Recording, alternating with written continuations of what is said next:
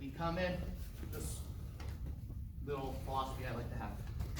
My lead foot to my left, if you're different, if you like your other foot forward, fine. I like to leave this hand low. My back hand's here ready to grip. Why? I come in and both hands are high. Brian has a pretty uninterrupted trip into my hips to start taking me down. So just by having this hand low, he starts shooting in on me. I already have a distant underhook and I'm ready to defend. That little trick saves me a lot off of quick guys who can shoot quick. Gives you a good bite on the underhook, on your neck, something. So try to avoid that. That's where they're gonna duck under and shoot the double. So I'm here, I'm gonna reach with my backhand first. Boom. Make the collar grip. Try not to go down by the belly. Higher tends to be better. Now, I know Brian's gonna start grabbing me, and that's fine. I like this little seam right here. I like to go under the tricep if I can. You can come here. This is fine, but it's easier for Brian to pull his elbow back and break the grip. When I'm a little bit more under the tricep, he tries to break it back. My palm's underneath it. So do you see how he had to like start walking backwards to try to break the grip? So we're here. Now, we have a couple things we want to do. If we want to get to the traditional, is we hold the arm on this side, this leg goes to the hip, is the traditional philosophy. Reason being is I'm preventing Brian from grabbing my leg because I'm holding his arm. I like to play the De La Hiva guard, so I often break the rule and I go with my back leg here, which allows me to set up my De La Hiva guard. So it's not like you always have to do it that way. There you just have to kind of trick him a little bit by getting him off balance with like maybe fake a shot or something, so his hand's not ready to grab your leg as much. But we'll go with the more traditional. So I'm here, my lead leg is the same side I'm holding this sleeve. So I'm gonna bring my back leg in and I get real low. The number one mistake you see is guys do it from real high. It's hard, uncomfortable, you take a hard fall to the floor, it's hard to keep your leg in contact with them as you go. So one, I'm gonna fall to this side with my hip, my toe goes to Brian's hip pointing out. This leg swings real high, really important. If I'm lazy with that leg, Brian jumps right by me and passes my guard. If I don't keep this leg real stiff, he passes my leg right away. So not booting them in the body, but it needs to be a nice stiff leg, right? So we're not kicking them, but they should feel our heel a little bit. So 1, 2, out wide. Now from here, we're in a position for a lot of good attacks. Another habit people tend to do is they hop. Like, you'll see it all the time when you watch matches. Guys kind of like, and it's like in poker, that's like a big tell, right? They know, ooh, I see them hop, they're gonna dive in on a double leg. Even if it's not clean, they touch your leg, it counts as a takedown.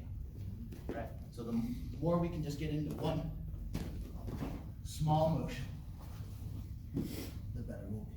Notice I kept the grips the whole time. Momentum often holds them into our guard, then that option isn't there. But sometimes you're going to fight these guys who have great posture. And we were just talking about over here. If you like your right foot forward here, that's fine. Bend the knee, and it just comes out wide. Right? So you don't have to do it with the other foot. Now, from here, what I want to do is I don't want to go over the top.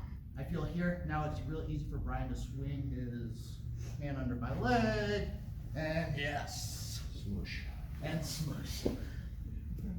So I come from the inside. I often use like my knee to start to open it and then kick through. If you have like the leg dexterity, you can just come right in, but often it's easier to use the knee to help break it. I can come in, break. Really important now, I pull with both grips and I use this foot to elevate my hip. You see people just like come here with their hip on the floor and there's all this gap, right? So once we start to break through, we pull, elevate, and my calf right along the back. I don't worry about like locking a full triangle yet, but now I can start to I pinch my knees towards my chest to help bring them in. Now I can start looking to lock up the full triangle. Sometimes you just get like a great bite and you feel like you can go straight to the triangle. Nothing wrong with that, right? But because they're usually posturing, I see people try to lock the triangle too early when they have too much posture, and then they kind of get their legs thrown off to the side. So I really think about like just locking, pinching my knees and pulling them towards my chest so that I can lock it in a little bit of a more controlled fashion. Next we're gonna get a tripod sweep, which is like an old school sweep, but I find it highly effective. Especially like this De La Hiva guard, I really like, very popular guard. One of like the first sweeps that was really used off of this is this tripod sweep we're about to do. I think sometimes people forget it nowadays, and especially when the guy does a good job posturing, we kind of sit here and forget about we have these options to start knocking a guy down. So annoying. So annoying, but a great sweep. Also, some of you guys have heard me talk about it a bunch of times. I think if you're on the ground and somebody's above you wanting to punch you in a life and death situation, this is a much better guard for him because I can block his hip so he can't get close to me to punch. I can up kick. Now I can use the same technique to sweep and get on top. Gegard Mousasi, great MMA fighter, has used it in several fights where he's knocked a guy out from there, swept guys, hit him so hard they then fell and got him in a triangle. So a really good attack position. But I like it off this guard pull too. Same thing, I come in, and here Rick starts posturing real hard, so I grab the ankle. My foot's already set here, and just drops to here. Now I push, I give like a little kick out here, but honestly, even more so than the kick out, I'm just tracking him so he doesn't step back. So you just kind of stay with him. Here I'm pulling the ankle, but keeping hold. I don't like the pants right here. Sometimes they slip too much. Yeah. So I'm just gonna go here. So now push, kick. Now, here's where a lot of the problems happen. We'll end up on top anyway, but if I let my leg come over Rich's, I feel like we get into like a scramble where he can start kind of controlling. So I like to retract this leg in. So I keep this, push, I use my knees to come in and sit up on my elbow. From here now, I can start to pass. I'm like more dominant controlling style. If you really follow the momentum, you can go all the way to your feet.